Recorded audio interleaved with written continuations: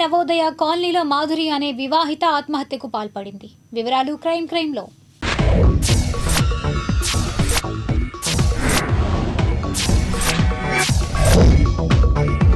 Vijayawada RTC bus station office ప్రాంగణాల్లో ఉన్న SC కమిషన్లో ఐఏఎస్ అధికారిగా ఉన్న ఎస్ చినరాయుడు తన కుమార్తెను కోల్పోయాడు.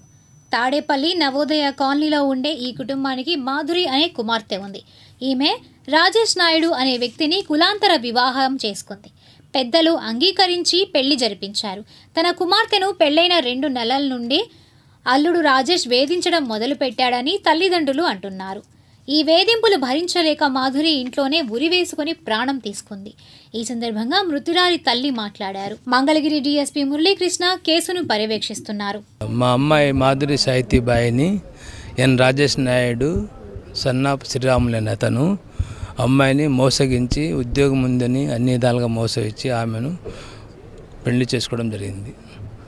అంటే చెల్లెని పెళ్లి చేసుకోవడం జరిగింది మహానందిలో. అయితే అతను మోసగాడని తర్వాత తెలిసిన తర్వాత మేము అమ్మాయిని రిజిస్ట్రేషన్ మ్యారేజ్ చేయించడం జరిగింది. చేయించిన తర్వాత ఆడికి చెప్పడం జరిగింది, మన అందరం కూడా పెద్ద మనుషుల సమక్షంలో పెళ్లి చేయిస్తాను, తర్వాత లేకుంటే పెళ్లి ఒప్పుకోకపోయినా కనీసం సబ్ రిజిస్టర్ మ్యారేజ్ చేయించిన తర్వాత రిసెప్షన్ కూడా పెడతాను, ఇబ్బంది ఏం లేదు, మీరు బాగుండండి అని మేము చెప్పడం జరిగింది.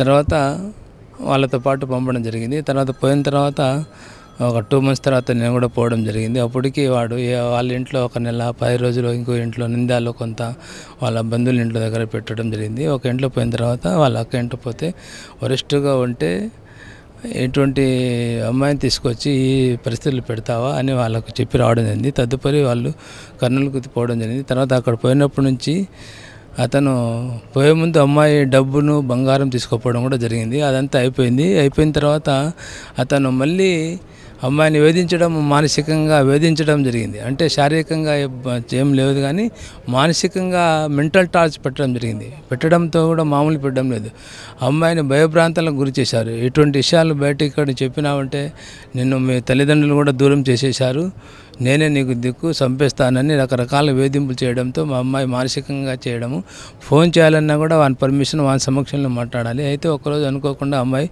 వాళ్ళ మదర్కు మెసేజ్ పెట్టడం జరిగింది, నన్ను చాలా సఫర్ అవుతున్నాను, నేను ఇంకా ఇక్కడ ఉండలేను, దయచేసి నన్ను తీసుకోపోండి అని. అయితే వాళ్ళ మదర్ కూడా ఆన్సర్ దాంట్లోనే, ఇలా ఎప్పుడే మోసం చేసి వెళ్ళిపోయావు, మళ్ళీ నువ్వు మోసం చేస్తావు అంటే, లేదు నిజంగా నేను మోసం చేయనని చెప్పడం జరిగింది అమ్మాయి.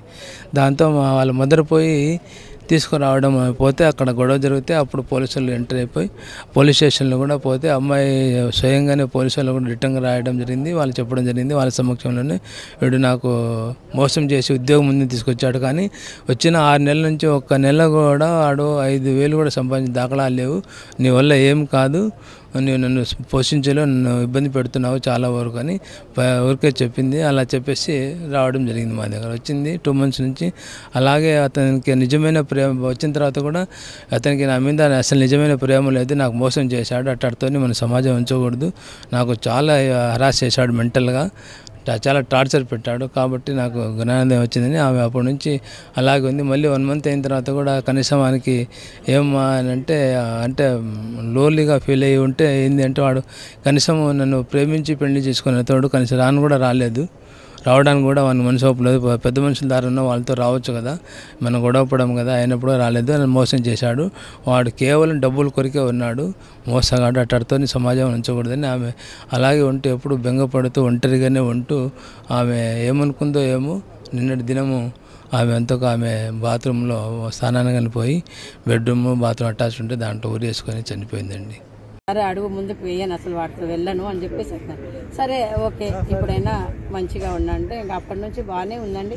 కాకపోతే లోపల మదన పడుతూ ఉంటుందండి, ఎందుకమ్మా అంత మూడిగా ఉన్నావు, ఎందుకు మూడిగా ఉన్నావు అంటే ఆ ఒక్క మాటే చెప్పేదండి, వాడు మోసం చేశాడు, నేను మోసపోయాను, వాడు మోసం చేశాడు, ఇలా హరాస్ చేస్తాడని నేను అనుకోలేదు, వాడు జాబ్ అన్నాడన్న ఒక్క విషయంతోనే నేను వెళ్ళాను, అంతే తప్ప వాడు మనల్ని బిజినెస్ పని మన డబ్బు కోసం ఆశపడ్డాడని నేను అనుకోలేదు. ఇంతకుముందు అమ్మాయిలతో కూడా తిరిగాడంట, అమ్మాయిలు కూడా ఇలా ట్రాప్ చేసి అమ్మాయిలతో కూడా తిరిగాడన్న విషయం నాకు తెలియదు. మీరు చెప్పే వరకు మీరు చెప్పినా నేను వినలేదు, ఎవరు చెప్పినా నేను వినలేదు. కాదని అనుకున్నందుకు నేను చాలా చాలా బాధపడ్డానమ్మా అన్ని రోజులు. అంటే ఇప్పుడు వచ్చేసావు కదమ్మా, ఇప్పుడు ఎలా ఉందంటే నేను చాలా హ్యాపీనమ్మా అనేదండి. ఇంకా ఈ 3 రోజుల్లో సరే అమ్మా మనం తేల్చుకుందామా, అక్కడికి వెళ్ళి ఏదో ఒకటి సెటిల్మెంట్ చేసుకుని వద్దాం. సర్టిఫికెట్లు ఇవ్వట్లేదండి. ఈ అమ్మాయి సర్టిఫికెట్ తీసుకెళ్ళింది, మా సర్టిఫికెట్లు మాకు కావాలి అని అంటే సర్టిఫికెట్లు ఇవ్వట్లేదండి. సర్టిఫికెట్లు ఎందుకు ఇవ్వట్లేదు మాకు అర్థం కాలేదండి.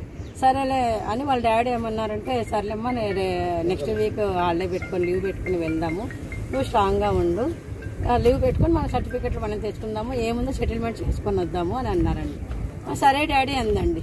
ఇంకా అక్కడికి వెళ్ళి ముఖం చూపించలేను అనుకుందో, ఆ ఊరికి అందరిని ఎదిరించి వచ్చాను, నేను మోసపోయాను, వాడు మోసం చేశాడు, వాడు ముఖం చూడకూడదు అనుకుందో, వాడు పెట్టిన హరాస్మెంట్లు గుర్తు చేసుకుంది. 1 నిమిషంలోనే నాకు తెలియ నిర్ణయం తీసుకుందండి.